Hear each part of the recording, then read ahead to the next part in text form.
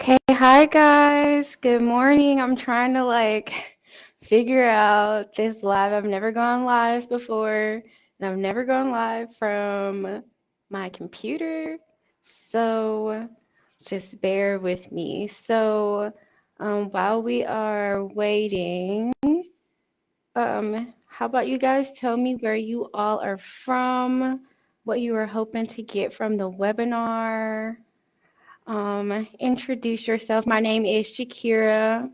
I am very health passionate. Um, and we will get started in a few minutes. I'm just trying to get acclimated. All right.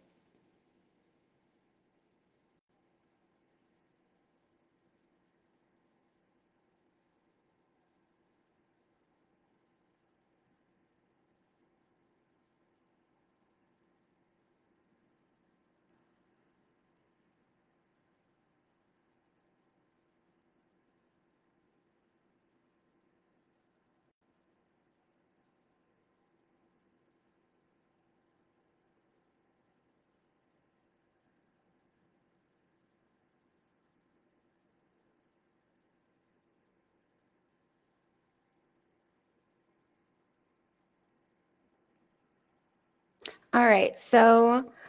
We are going to go ahead and get started. Again, introduce yourself. Let me know where you are from. Hi, Princess. You are from the Philippines. You're hoping to understand what is anxiety and how to rightfully deal with it. Awesome. Okay. So we are definitely going to be talking about that. Um, so let me start the first activity. All right, so I'm going to share my screen and we are going to do a little bit of, oh, maybe I can't share my screen. I don't know. Okay, I'm just going to use my phone because this is what I originally planned anyways.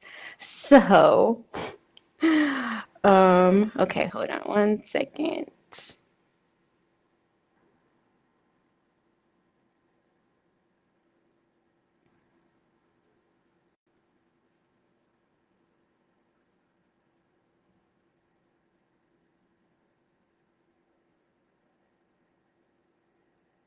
All right, so let's start with some deep breathing exercises. And just let me know if you cannot, hold on, see this. Okay, so if you're able to, can you see this? Okay, breathe in sync with this. So let me just tell you the importance of deep breathing. So we definitely need to get our bodies in a calm space so that we can properly heal. If our bodies are in a state of stress and anxiety, we are typically too worked up to properly heal, which kind of makes sense. So if you've been running around all day, it's hard to immediately feel calm. Um, and not anxious anymore. So, deep abdominal breathing can help trigger our sympathetic nervous system, which is our relaxation response. When our relaxation response has been activated, it creates an environment which is conducive for healing. Sorry, I'm trying to make sure you guys can still see it. Okay. So again, deep breathing, it calms our stress response, or if you're familiar with the fight, flight, or freeze response, um, and that can slow the heart rate back down after we've been triggered. Our heart rate can sometimes go a little bit faster. So it slows our heart rate back down, relaxes our muscles, and releases tension. So some ways that I like to practice deep breathing. One is with this. um, YouTube video, just following that because it's very easy. And then also, I like meditation, blowing bubbles, singing because it is breath control. Okay, so I'll just show this for a couple more seconds. All right, are you feeling calm and relaxed after following this for a few moments?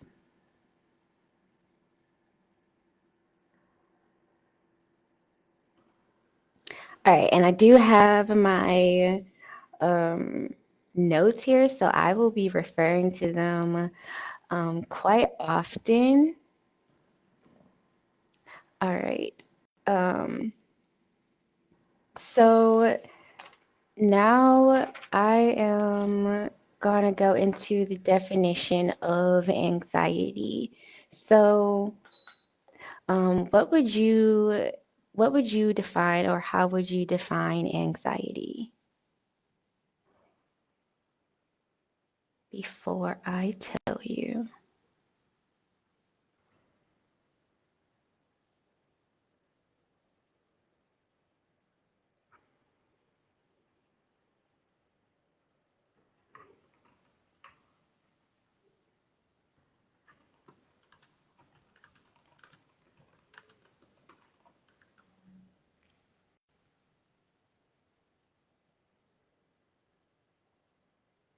All right, so how would you define anxiety if you had to? So per dictionary.com, I'm just gonna move my notes so it's easier for me. Um, per dictionary.com, um, anxiety is a feeling of worry, nervousness, unease, typically about an imminent event, which is an event that is about to happen, or something that has an uncertain outcome. So it is a future-based fear. It is thinking about the future and trying to control it in a way that is damaging to your health. Um, so anxiety is pretty much praying for what you don't want.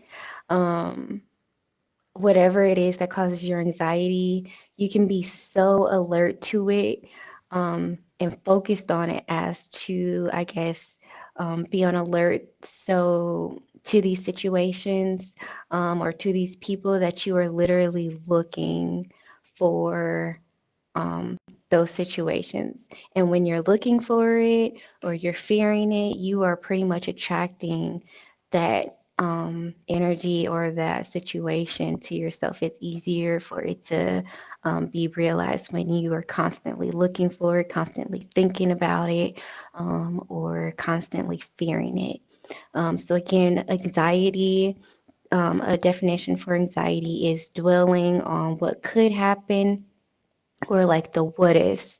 What if this happens, or what if this happens and then this is the cause or the consequence, or it's always the what ifs. So trying to gauge how something will go, or trying to prevent um, something from happening. So trying to control the future, yet control and anxiety again are based in fear. And I'm not sure if you've seen a lot of memes go around where it says like you attract with your fear, what you fear. So like, let's be scared of money and maybe that'll come to us. But no, it is really a real thing. And again, control and anxiety are based in fear. And when our actions and behaviors and thoughts are rooted in fear, it makes it easier for that situation, for those people, for that energy to be attracted to us. So you may be, again, you may be so afraid of something happening. Um, so it makes you want to control the situation so that it you can prevent it from happening, or so you can control it and make it go in a way that is ideal in your eyes. Um, so you have to ground yourself in reality. Make sure that all of your moves are rooted in love. Once you have grounded yourself in reality, um, make sure or do a reality check and say, is this something that I'm afraid of, and that is why I want to kind of control the situation, or why I'm thinking about it or dwelling about it, or wanting to change something about it, or am I moving out of love? So that is something to think about. Are you moving in fear or are you moving in love? And that is very important. Um, okay, so let's talk about some symptoms. So, do you recognize when your anxiety is active? And if so, what are some of the symptoms that you have? And I will go ahead and add this question.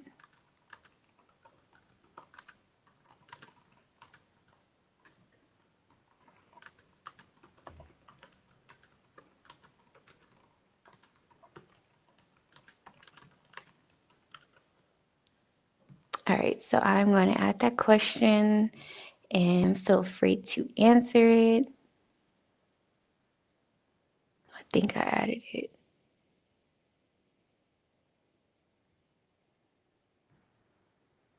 I don't really know. I don't see it, so I'm just going to try it again. Um, bear with me, guys. All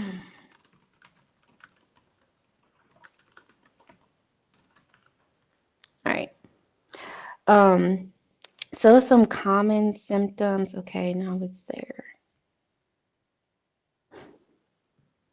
Um, so some common symptoms of anxiety include fast heartbeat, nitpicking, sweaty palms, avoiding certain situations or avoiding people. Um, it could be worrying, just fear, difficulty sleeping, insomnia. You can be scared to speak up. You could be bouts of rage, isolation. So just isolating yourself. And that kind of makes it easy with the pandemic and the quarantine, even though things are opening up again now. Um, Isolation is a big one. Headaches, stomach problems. You could be talking fast. You could not talk at all. Zoning out or disassociation. Also rocking, like rocking back and forth. Um, Another big one is having problems trusting. Um, so if any of these symptoms sound familiar to you, um, it may be some anxiety, underlying anxiety. Um, Also, to remember, we can't necessarily control the future. We can take precautions if we sense some type of danger or we need to protect ourselves if it's warranted. But we can't control the future, and that is what anxiety is. It's wanting to control the future. Um, some type of future-based event brings us fear that we want to control the outcome of an event. Um, okay, so anxiety can also play out in our relationships.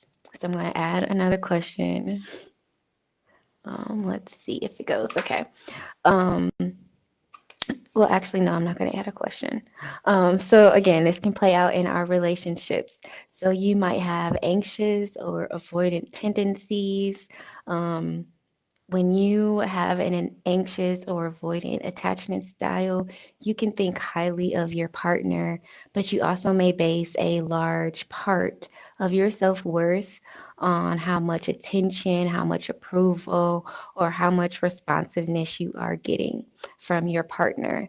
Um, you may often feel like you're clingy, or you may appear clingy to them, or you might feel like you're the one that always has to initiate the talks of moving the relationship forward or how the relationship's going or things of that nature.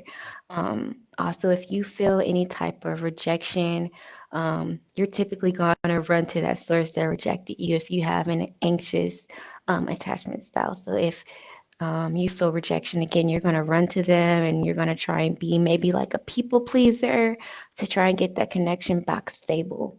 Um, or you may have more of an avoidant, anxious attachment style where you do want that connection, you do want that intimacy and closeness, but when you get close, um, that intimacy or that connection, it also causes a lot of anxiety. So you like want to fall back a little bit.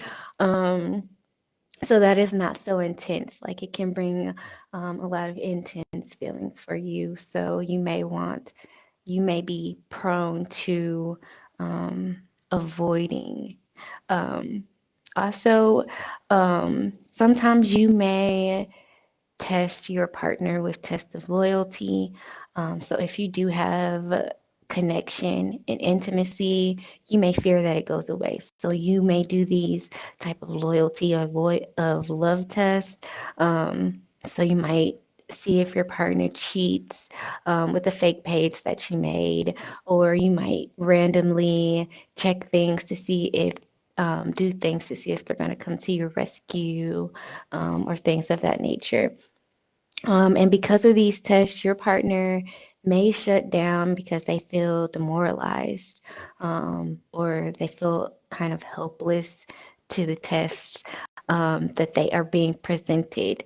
So, in that, you may panic and then fight to reconnect and make that connection alive again. So, we want to work towards a secure attachment style rather than a anxious or fearful or avoidant attachment style. Um, all right, so let's go over some thoughts, and I'm going to try and add a new question. Um, so, if you recognize when your anxiety is active or maybe understand your triggers, what are some of your typical thoughts and worries? So I'm going to add that. What are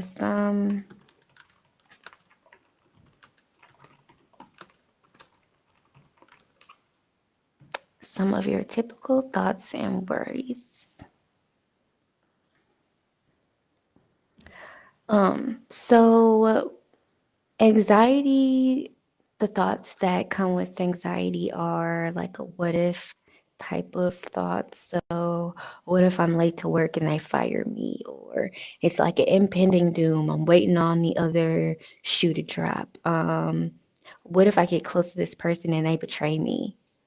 Like the last person did? Or what if I do this? This is mine. This was a thought that I had. Like, what if I do this presentation and it goes wrong? Like, would I delete the whole live? Did I delete the group? Um, like, those are just some of the thoughts. What if my boyfriend hasn't responded yet because he's cheating? Or what if my anxiety is messing everything up? Um, or what if I forgot to turn the coffee pot off? Some of these feelings are warranted. Our feelings are messengers, and it is up to us to find our triggers and determine if the reason we feel the way we do is because of something that is truly happening in our world right now um, or not. So we do want to do a reality check.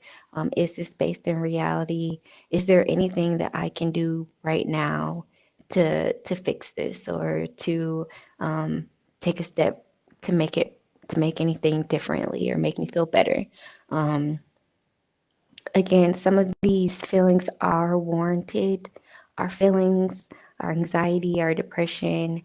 Um, they it is up to us to find our triggers and determine if the reason that we feel the way we do, again, is this something that's truly happening in our world, if it's grounded in reality. Sometimes, like with the coffee pot, um, sometimes that's a good thing because maybe we didn't turn that coffee pot off. So we have to ground ourselves in reality, check and make sure that the feelings that we're feeling, if it's something real, because our feelings are messengers. So they're letting us know that something's not right with the way we're thinking, the way we're feeling, the way we're behaving. It's not right.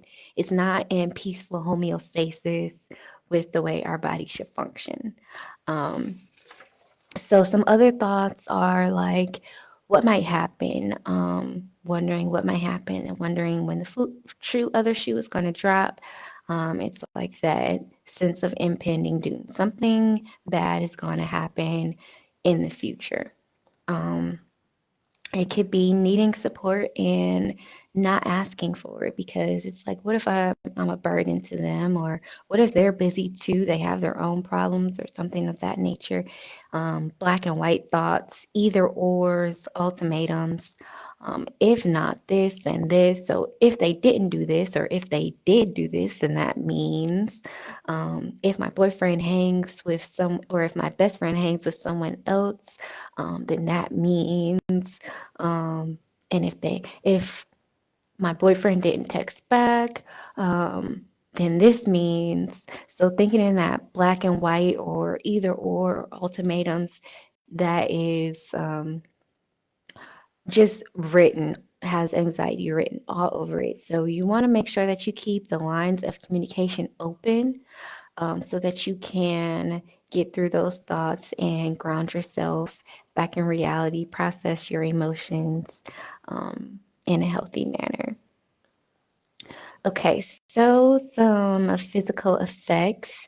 There is a mind body connection. So, our thoughts, every time we have a thought, whether it is negative or positive, whether it is rooted in fear or love, it is going to produce chemicals, and those chemicals are going to go to its respected organs. So for anxiety, it is typically the spleen, the stomach, or the digestive health.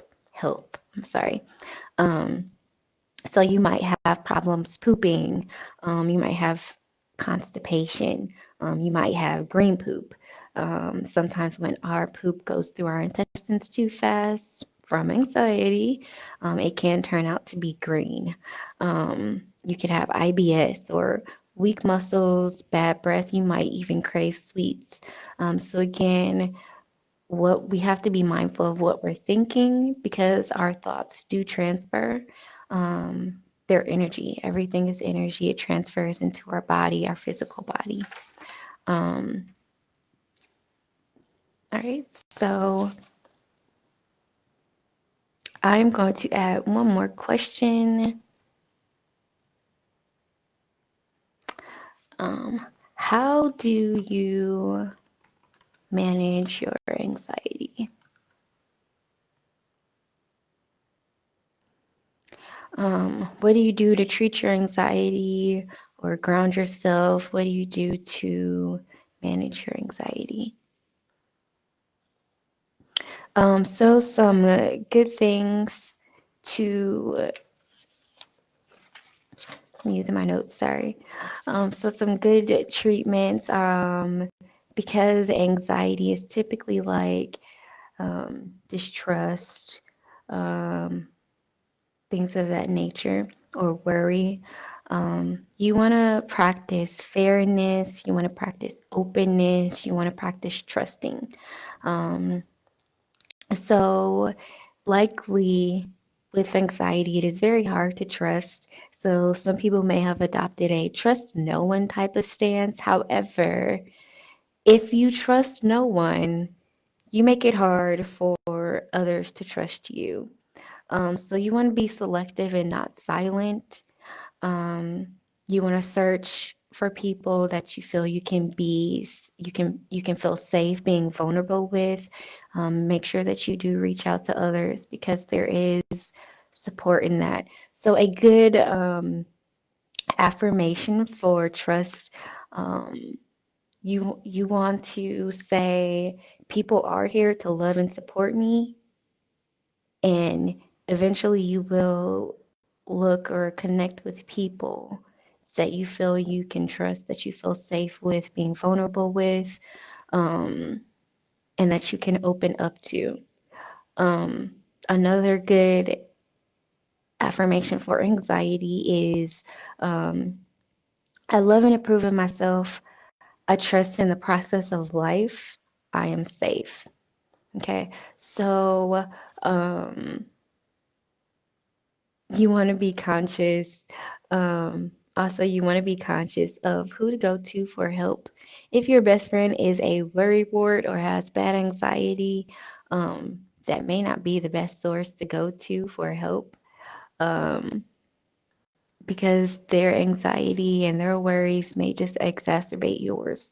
So you want to go to a person that can help ground you, and help you think realistically and ground yourself in reality. Another good resource is nature, sun, vitamin D, taking walks, exercising, just getting outside, playing with animals, playing with babies. That always brings joy and happiness to people's lives, smiles to people's faces. Um, Also, driving. Driving, taking drives can help you feel in control. Um, Also, listening to music, but you want to be conscious of what you're listening to. I know sometimes when we're feeling sad, we listen to more sad music to feel even more sad, but sometimes that's not the best thing to do. Um, you may want to listen to something that makes you feel happy or at least in a calm state. Cleaning and organizing is also a very good one. Expressing your creativity, anything that is going to require your full attention, so that you can immerse yourself in that and get your mind or distract yourself from your anxiety, get your mind off of it. Um, Also, meditation with time helps you think more clearly so that you can consciously respond to events instead of unconsciously reacting to a stressor or a trigger. Um, Also, when we have anxiety, sometimes we crave sweets. And if we're craving sweets, that means that our body actually needs magnesium. So you can try magnesium supplements. Um, that may help your anxiety as well. So I do hope that you learned something. I hope that this empowers you to want to make healthier decisions regarding your health, that you become more conscious. And also, thank you so much for watching, for being here with me. And I do look forward to connecting with you all again soon. And I hope that you all have a great rest of your Saturday. Let me know if you have any questions. Reach out to me with any questions, comments. And again, I hope you have a great rest of your day.